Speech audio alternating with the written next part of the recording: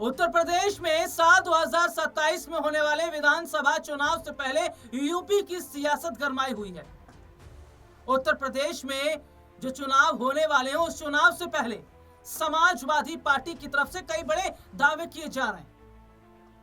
ये दावा जहां अखिलेश यादव के मुख्यमंत्री बनने को लेकर भी है, तो वहीं दूसरी तरफ ये भी कहा जा रहा है समाजवादी पार्टी बहुमत के साथ सरकार बनाएगी। अगर ऐसा हुआ तो ये क्या भारतीय जनता पार्टी के लिए बड़ा नुकसान होगा, और ऐसा हो भी सकता है क्योंकि समाजवादी पार्टी ने जो तीर छोड़ा है, अगर वो तीर निशाने पर लग गया तो तस्वीर बदलना तय है। यहाँ पर समझिएगा कि स्वामी अभिमुक्तेश्वरानंद का जो मामला है वो अभी ठंडे बस्ते में नहीं है। मामला लगातार गरमाया हुआ है और स्वामी के कंधे पर बंदूक रखकर चलाने की कोशिश हो रही है। स्वामी के कंधे पर बंदूक रखकर योगी आदित्यनाथ को सत्ता से हटाने की तैयारी चली। देखिए, मैं बड़ी खबर का जिक्र कर रहा था, सुनिएगा। बहुत बड़ी खबर यह है कि उत्तर प्रदेश में समाजवादी पार्टी के राष्ट्रीय सचिव और पूर्व कैबिनेट मंत्री अरविंद सिंह गोप ने 2027 के विधानसभा चुनाव को लेकर बड़ा बयान दिया।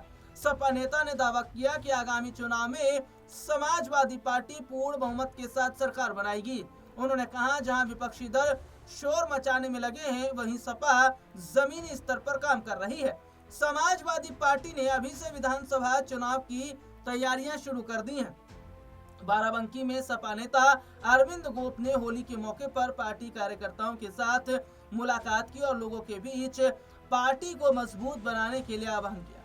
उन्होंने कहा, सपा बीजेपी को टक्कर देने के लिए जमीनी स्तर पर काम कर रही है। सपा नेता से जब भारतीय जनता पार्टी को लेकर सवाल किया गया तो उन्होंने दावा किया कि 2027 के चुनाव में समाजवादी पार्टी की पूर्ण बहुमत के साथ सरकार बनेगी।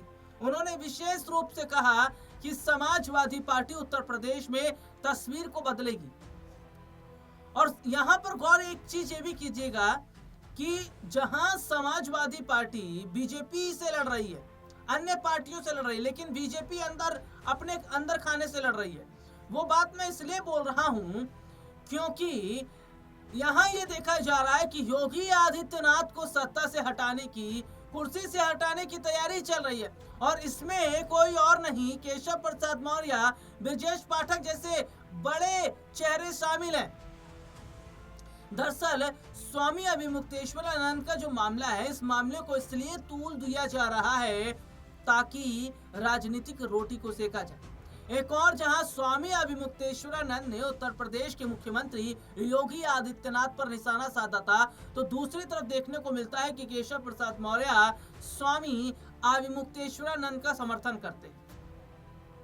वो स्वामी अभिमुक्तेश्वरानंद की जो नाराजगी उसको दूर करने का काम करते हैं। ये हो क्या रहा है और क्या इन्हीं तमाम चीजों का फायदा समाजवादी पार्टी उठाएगी? दरअसल समाजवादी पार्टी की तरफ से ये कहा जा रहा है कि भैया साधु संतों का अपमान हो रहा है। ये वो भारतीय जनता पार्टी है जो साधु संतों की बात करती थी, जो सनातन की बात करती थी। दरअसल ये पूरा जो मामला है, ये संगम तट पर स्नान करने से जुड़ा ये मामला है और सभी ने देखा है कि किस तरीके से जो तस्वीर है वो पूरी पलटती नजर आई है, क्योंकि संगम तट पर स्नान करने को लेकर जिस तरीके से स्वामी ने हट की और पुलिस से भिड़ंत होती है बटुकों की, और खबर आती है और देखा भी गया कि पुलिस ने जो शंकराचार्य के बटुक थे उनके साथ मारपीट भी की।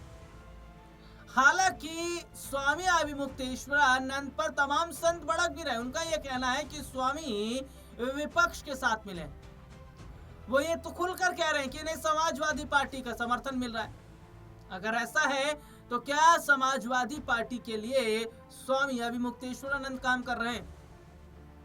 देखिए, सबसे बड़ी बात जो है वो ये है कि इस वक्त उत्तर प्रदेश की सियासत इसलिए भी गरमाई हुई है क्योंकि जहां ये भी चर्चा चल रही है कि केशव प्रसाद मौर्य अब सीएम कुर्सी पाना चाहते हैं और समाजवादी पार्टी के राष्ट्रीय अध्यक्ष अखिलेश यादव ने कहा था 100 विधायक लाइए और मुख्यमंत्री बन जाइए। तो जो ऑफर उन्होंने दिया वो ऑफर इसलिए दिया क्योंकि भारतीय जनता पार्टी के अंदर उत्तर प्रदेश में इस वक्त फूट पड़ी हुई है साहब, और ये हर किसी को नजर आ रहा है कि सीएम कुर्सी के लिए केशव प्रसाद मौर्य कितने छटपटा रहे हैं। अगर ऐसा नहीं होता तो केशव प्रसाद मौर्य जो है वो स्वामी अभिमुक्तेश्वर नंद की जो नाराजगी उसको दूर करने नहीं जाते, और बटुकों को बुलाया डिप्टी सीएम ब्रजेश पाठक ने, तो जो डैमेज कंट्रोल था उसकी भरपाई करने की कोशिश की। तो देखिए सबसे बड़ी और दिलचस्प बात यहाँ पर यह हो जाती है कि जो हालात इस वक्त हैं, जो स्थितियां इस वक्त हैं, वो ये साफ बताती हैं कि क्या वाकई उत्तर प्रदेश में बीजेपी के अंदर सब कुछ ठीक नहीं चल रहा है।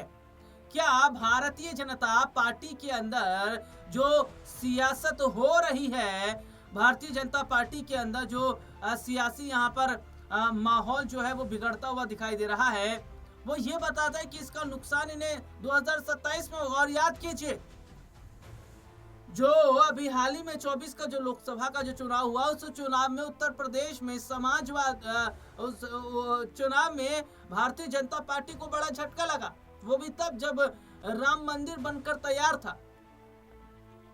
तो देखिए यहां पर देखा गया कि जहां बीजेपी ने उम्मीद लगाई कि उत्तर प्रदेश में एक प्रचंड जीत हासिल की जाएगी, लेकिन उनको हराने के लिए अपने ही साजिश कर रहे थे, क्योंकि जिन लोगों को लोकसभा चुनाव के वक्त में उत्तर प्रदेश के अंदर टिकट दिया गया, योगी आदित्यनाथ ने उन्हें मना कर दिया था, लेकिन उसके बावजूद दिल्ली से हामी भरी जाती है, तो उसका मतलब क्या हुआ। और एक बार फिर जहां 2027 का चुनाव नजदीक है, तो उस 2027 के चुनाव से पहले ये देखा जा रहा है कि एक बार फिर योगी आदित्यनाथ को हराने की तैयारी हो रही है। जो हालात इस वक्त हैं, जो स्थितियां इस वक्त हैं, वो ये साफ तौर पर बताती हैं कि क्या वाकई जो माहौल है वो पूरी तरीके से पलट रहा है, पूरी तरीके से बदल रहा है। देखिए सबसे बड़ी बात यह है कि अगर उत्तर प्रदेश में बीजेपी के अंदर इसी तरीके से सियासत होती रही तो इसका फायदा कोई बड़ी बात नहीं है, समाजवादी पार्टी आसानी से उठा लेगी, क्योंकि पीडीए का जो नारा है वो तो लेकर समाजवादी पार्टी चल रही है। लेकिन यहाँ ब्राह्मण वोट बैंक पर जिस तरीके से उन्होंने सेंध लगाई है, और लगभग अगर मैं कहूँ तो कामयाब होते नजर आ रहे, तो ये जो चीजें हैं ये बहुत बड़ा नुकसान बीजेपी के लिए करेगी। फिलहाल इस प्रोग्राम में इतना ही।